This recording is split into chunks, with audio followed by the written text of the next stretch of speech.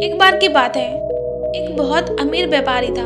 उसके पास धन की कोई कमी नहीं थी और वो अपने धन का इस्तेमाल लोगों की मदद और भलाई के लिए भी करता था। एक दिन उसके घर में एक साधु आए। व्यापारी ने उस साधु को पूरी इज्जत के साथ अपने घर पर बिठाया और खाना खिलाया।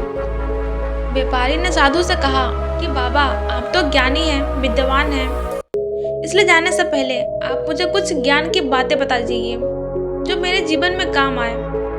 साधु ने कहा कि मैं तुम्हें 4 ज्ञान की बातें बताता हूँ, पर हर ज्ञान के बदले मैं एक सोने का सिक्का लूंगा।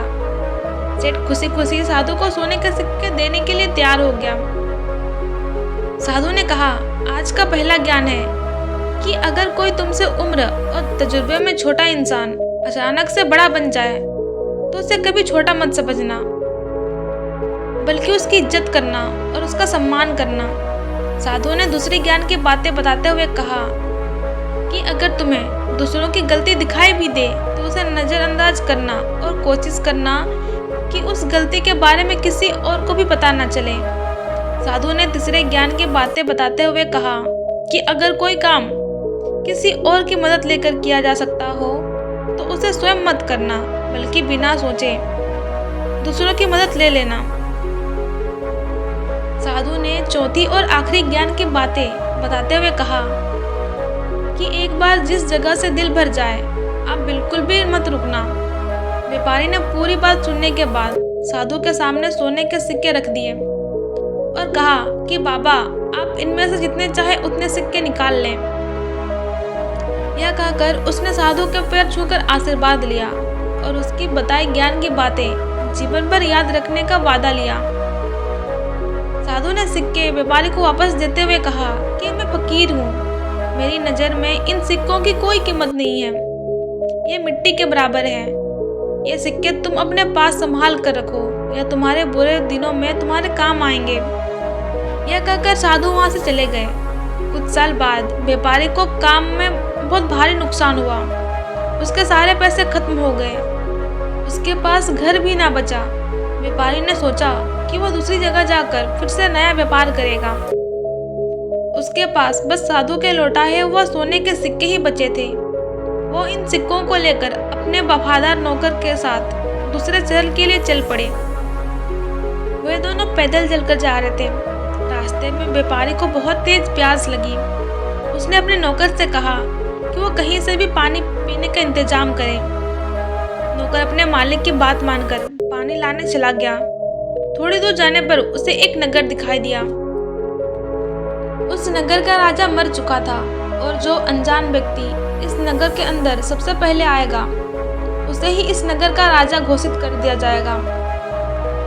जब नौकर पानी के लिए उस नगर में घुसा तो वहां के लोगों ने उसे कंधों पर उठा लिया और अपने पूरे नगर में ऐलान कर दिया कि उन्हें नगर का नया राजा मिल चुका है। उधर व्यापारी की हालत प्यास की वजह से बिगड़ती जा रही थी। उसे समझ नहीं आ रहा था कि आखिरकार उसका नौकर पानी लेकर अब तक क्यों नहीं आया। वह नौकर को ढूंढने निकला। ढूंढते ढूंढते उसे भी वह नगर दिखाई दिया। उसने सोचा कि क्यों न पहले वहां जाकर पानी पी लूं, फिर अपने नौकर को ढूंढूंगा।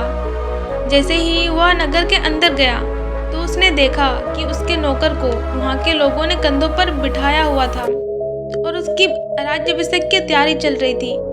व्यापारी को बड़ा आश्चर्य हुआ।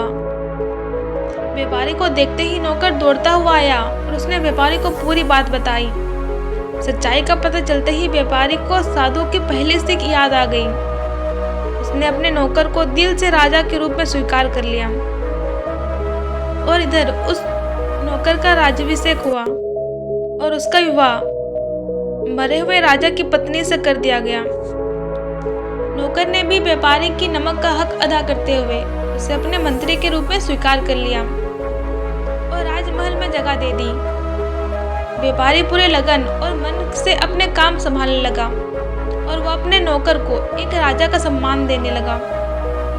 एक दिन व्यापारी रानी के महल में किसी काम से गया।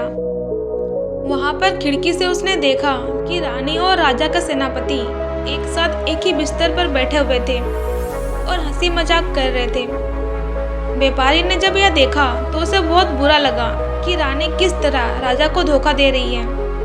उसने सोचा क्यों न जाकर राजा को सब सच बता दे, लेकिन उसे अचानक साधु की दूसरी बात याद आ गई कि कभी दूसरों की गलतियों और कमियों का उजागर नहीं करना चाहिए और कोशिश करनी चाहिए कि और किसी को भी पता ना चले। यह सोचकर उसने खिड़की पर अपना शॉल डाल दिया ताकि रानी को कोई और सेनापति के साथ ना देख ले। उधर रानी की नज़र जब उस शॉल पर पड़ी तो उसे इतना अंदाजा तो हो गया था कि महल में किसी ने उसे सेनापति के साथ देख लिया है। रानी ने अपने नौकरों से कहकर यह पता लगवाया कि आखिर यह शॉल है किसका। जब उसे पता चला कि यह शॉल मंत्री का है तो उसे डर लगने लगा कि कहीं मंत्री उस राजा को सच न बता दे। इसीलिए रानी ने राजा को मंत्री के खिलाफ भड़काना शुरू कर दिया। मंत्री की नीयत काफी बुरी है। मंत्री जानबूझकर किसी न किसी काम के बहाने रानी के करीब आने की कोशिश करता है।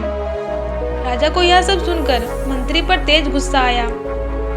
उसे अफसोस हो रहा था कि उसने व्यापारी को अपने महल में मंत्री के रूप में नियुक्त किया था। उसने मंत्री को इस हरकत के लिए सजा देने की सोची। अगले दिन उसने सुबह सुबह मंत्री को बुलवाया और उनसे कहा कि यह नगर के बाहर कसाई की दुकान पर जाए और उसके पास से कुछ सामान लेकर आए। मंत्री को बड़ा आश्चर्य हुआ कि राजा तो उससे इतने सालों से जानते हैं। उन्हें पता है कि मैं शाकाहारी हूँ, मांस को हाथ तक नहीं लगाता, पर फिर भी वह मुझे कसाई के पास भेज रहे हैं। अब यह सब सोचकर उसे साधु की तीसरी बात याद आई। जो काम किसी की मदद से हो सकता है उसे स्वयं करने में वक्त बर्बाद नहीं करना चाहिए। इसीलिए उसने अपनी जगह एक सिपाही को कसाई के पास भेज दिया।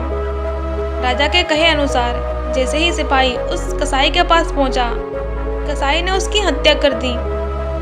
इधर जब राजा ने खुद अपनी आंखों से रानी को सेनापति के साथ देख लिया तो अपनी गलती का एहसास हुआ कि उसने बेवजह एक निर्दोष इंसान की जान ले ली, वह भी उस इंसान की जिसने उसे कभी नौकर नहीं समझा था, जिस मालिक का बरसों तक उसने नमक खाया था।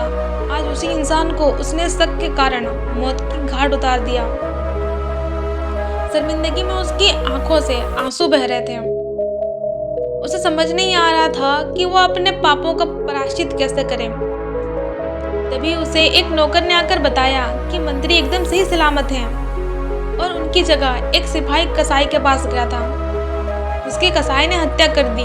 यह सब सुनकर राजा के दिल को एक सुकून मिला कि मंत्री एकदम सही सलामत हैं।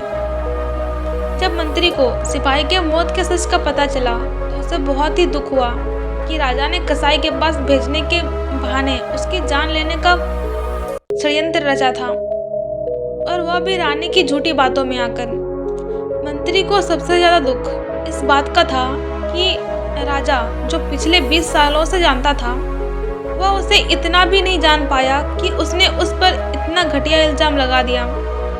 उधर मंत्री की सलामती की बात सुनकर राजा दौड़ता हुआ मंत्री के पास माफी मांगने गया। उसने मंत्री के पैरों से गिरकर माफी मांगी। मंत्री ने उसे माफ कर दिया, पर मंत्री को साधु की अंतिम सीख याद आई कि एक बार जहां से दिल भर जाए उस जगह पर रुकना नहीं चाहिए।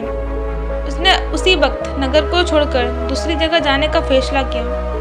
राजा ने उनसे बहुत मिन्नतें की, गिड़गिड़ाया, पर मंत्री ने उस नगर को छोड़ने का मन बना चुका था। अभी भी उसके पास उस संत के दिए हुए वो सोने के सिक्के थे। उसने उसे बेचकर कुछ व्यापार करने की सोची और फौरन राजा का महल छोड़कर चला गया। इस कहानी में संत ने हमें जीवन की बेहतरीन सीख दी है और बड़ी ही खूबसूरती से हम इंसानों के अंदर छुपी कमियां भी बताई है। यह कहानी हमें 4 अहम सीख देती है। पहली कि इस दुनिया में हर इंसान काबिल इज्जत है, फिर वह चाहे किसी भी धर्म, जाति, उम्र और हैसियत का हो। दूसरों की गलतियां हर कोई देखता है, इसलिए दूसरों में कमियां और खामियां देखने के बजाय हमें खुद पर गौर करना चाहिए। और तीसरी कि दूसरों की मदद से काम करने से जल्दी काम ही पूरे नहीं होते, बल्कि हमारा सफ़र भी आसान हो जाता है। और चौथी कि जहाँ गलती ना हो वहाँ झुको मत, और जहाँ इज्जत ना मिले वहाँ रुको मत। लोग इम्पोर्टेंट हैं, पर आपकी सेल्फ रिस्पेक्ट से ज़्यादा नहीं। इसीलिए जहाँ पर आपको रिस्पेक्ट ना मिले वहाँ पर कभी मत रुको।